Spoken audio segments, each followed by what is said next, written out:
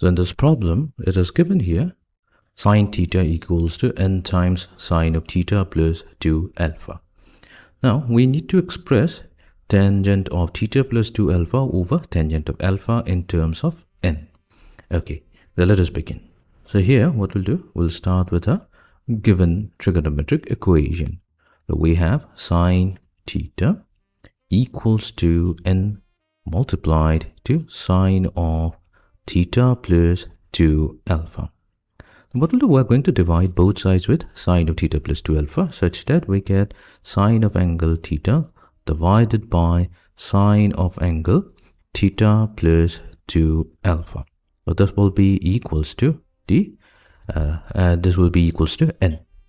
Now what we'll do here, we will rewrite n as n over 1 such that we can apply the method known as the componendo and dividendo. Now let me quickly state the method known as the componendo and dividendo. Now let's say we have the ratio A is to B and this ratio is equal to another ratio C is to D. Then if we add A with B and the denominator we subtract B from A, this ratio will be exactly equals to C plus D over C minus D. Fine. So this is known as the componendo dividendo method. So here we are going to get sine theta plus sine of theta plus 2 alpha. So this will become the numerator. In the denominator we have sine theta minus sine of angle theta plus 2 alpha. So this will be equals to, on the right hand side we have n plus 1 divided by n minus 1. Okay, now immediately we see here that we have the sum of two sine function in the numerator and the difference of two sine functions in the denominator. So here we can use the transformation formula sine alpha plus sine beta for the numerator part and sine alpha minus sine beta in the denominator part. So let's apply the transformation formula. We should get, we have in the numerator 2 times sine of angle, we need alpha plus beta over 2. So we'll treat theta as alpha and theta plus 2 alpha as beta. So we should get theta, this is going to be alpha plus beta, so beta is theta plus 2 alpha divided by 2 multiplied to cosine of angle. So now we need alpha minus beta, so this will be theta minus 2 alpha divided by 2. The whole divided by, we now have difference of two sine function in the denominator, so that will become 2 times cosine of angle theta plus 2 alpha divided by 2 multiplied to sine of angle theta minus 2 alpha divided by 2, which will be equals to n plus 1. So we'll keep the right hand side as it is, n plus 1 divided by n minus 1. Okay, let's further simplify. We can factor out 2 from the numerator and the denominator. Then we have sine of the angle. Now theta plus theta, that will be 2 theta plus 2 alpha divided by 2 multiplied to cosine of, so we can cancel theta with negative theta. So that leaves us with negative 2 alpha over 2 whole divided by cosine of angle 2 theta plus 2 alpha over 2 multiplied to sine of angle. So we have negative 2 alpha over 2.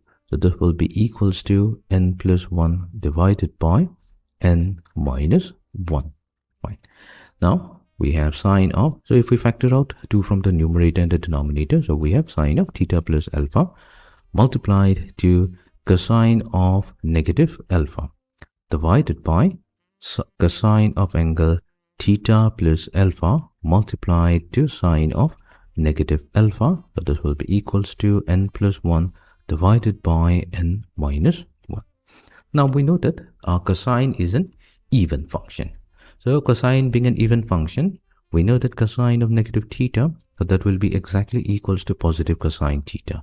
Similarly, and sine is an odd function. So that means if we take sine of negative theta, so that becomes equals to negative sine theta, which means that cosine of negative alpha, this will be equals to cosine alpha, and sine of negative alpha will be simply negative sine alpha.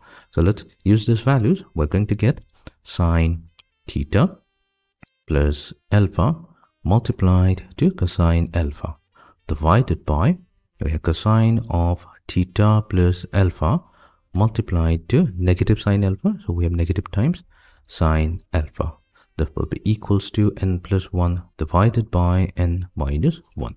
So what we'll do now, we'll rewrite the entire expression. So we're also going to multiply both sides with negative 1 so that this negative sign goes to the right hand side. So we now have sine of theta plus alpha divided by cosine of theta plus alpha. And we're going to divide this entire expression by, so we're going to take the cosine alpha to the denominator. So this will become sine alpha divided by cosine alpha. So this is equal to negative times n plus 1 divided by n minus 1. Now we know that the ratio sine over cosine, that's the tangent function. Now in the numerator, we have sine theta plus alpha over cosine theta plus alpha. So this will simply become tangent of theta plus alpha.